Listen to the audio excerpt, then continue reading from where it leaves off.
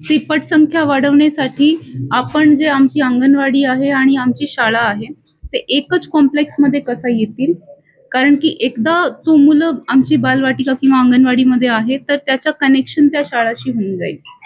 तो smooth transition त्यांना anganwadi to शाळा करता येईल. इव्हन आमच्या शाळाचे शिक्षक काही प्रमाणात अंगणवाडीमध्ये मुलांवर लक्ष ठेवू शकणार. तर एकतर आमच्या हे को-लोकेटेड ही अंगणवाडी आणि शाळा एकच कॉम्प्लेक्समध्ये असायला हवी, यावर आम्ही काम करतो आहे. शासनाचं धोरण पण तसाच आले आहे. त्याचे नंतर इतर मुलांची प्रगतीसाठी काय केला पाहिजे त्यावर आम्ही काम करतो आहे.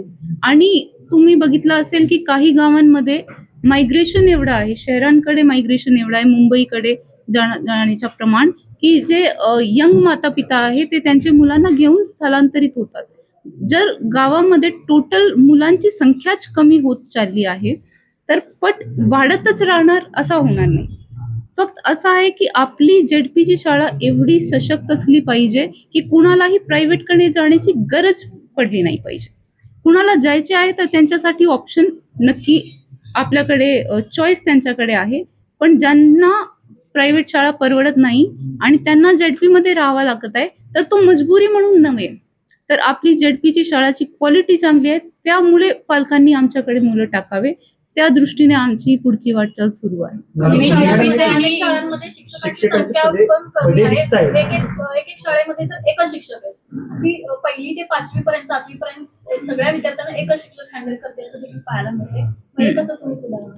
त्यामध्ये एक स्ट्रक्चरल प्रॉब्लेम आपली कशी आहे की आपले काही गाव मध्ये स्कॅटर्ड वाडी आहे, म्हणजे लांब लांब वाडी आहे, वाड्यांची लोकसंख्या खूप कमी आहे. त्या वाडीमध्ये तुम्ही जाऊन बघितलं तर 5-7 मुलं पण नसणार. ज्या वाडीची टोटल लोकसंख्यामध्ये 5-7 मुलं नाही तर त्या शाळेमध्ये 5-7 पेक्षा जास्त मुलं कुठून येणार? आणि जर 5 किंवा 7 किंवा 20च्या आत मुलं असतील तर मी 4-5 शिक्षक कसा देऊ शकतो? जर तो 1ली ते 7वी पर्यंतची शाळा पण असेल तर प्रति मुलाचे मागे आम्ही किती शिक्षक देणार?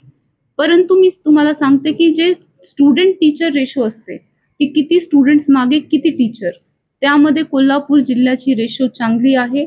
ॲज पर नॉर्म्स, जे गव्हर्नमेंटचे नॉर्म्स आहे की इतके मुलांमागे इतके टीचर असले पाहिजे, एक्झॅक्ट तो रेशोमध्ये त्याच्यापेक्षा चांगला रेशो टीचर्सच्या आपले जेडपी शाळांमध्ये आहे. तुम्ही मराठी आणि इंग्लिश मीडियमला कंपॅरिझन केलं. आपल्या कोल्हापूर जिल्ह्यामध्ये अशा बऱ्याच शाळा आहेत ज्या शाळांमध्ये आता तुम्ही सगळ्या महिला शिक्षण व्यवस्था कोल्हापूरची प्रतिनिधित्व करताय.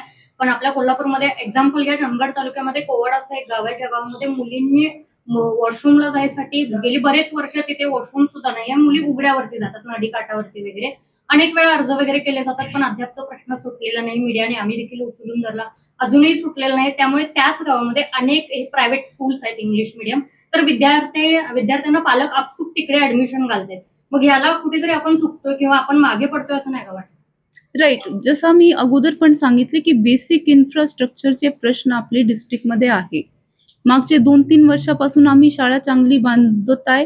त्याचा हे अर्थ नाही की 100% शाळा आपली चांगली झाली किंवा 100% शाळांमध्ये वॉशरूम्स चांगले झाले. अजून काही ठिकाणी आम्हाला चॅलेंजेस फेस करावे लागत आहे. तिथे पण पुढच्या आराखड्यामध्ये आम्ही ही सगळी गोष्ट घेतो आहे. गुणवत्तेचा विषय काढला आपण.